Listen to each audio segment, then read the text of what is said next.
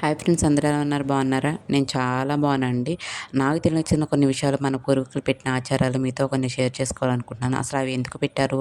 దేని రీజన్ బట్టి పెట్టారు? అన్నీ సైన్స్ అంటే మామూలుగా సాంప్రదాయకం బట్టి పెట్టారా? వాళ్ళకి తెలియని సైన్స్ గురించి తెలిసి పెట్టారనేది మీతో షేర్ చేసుకోవాలనుకుంటున్నాను. దాంట్లో ఒకటి ఏంటంటే, మనం కొత్త బట్టలు కొనుక్కున్నప్పుడు పసుపు బొట్టు పెట్టుకొని మనం కొత్త బట్టలు అనేవి ధరిస్తాం కదండి. అలా ఎందుకు చేస్తామంటే, మనకి కొత్త బట్టలు అనేవి మగ్గం పైన నేస్తారు కదండి. ఆ నేసేటప్పుడు ఆ దారానికి పిండి గంజి పెట్టి అవి ఆరేసిన తర్వాత ఆ దారాన్ని తీసుకొచ్చి నేస్తారంట. ఆ పిండి గంజి పెట్టినప్పుడు దాంట్లో కొన్ని క్రిములు నూలు పోగులానికి చేరుతాయంట.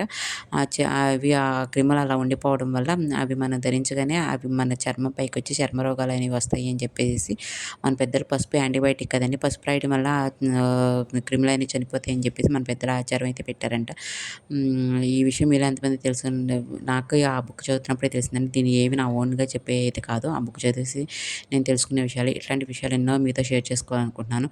అదే ఇంకా లేట్ చేయకుండా నా ఛానల్‌ని కుదిరితే ఒక సబ్స్క్రైబ్, వీలైతే ఒక లైక్ చేసి వెళ్ళొచ్చు కదండీ!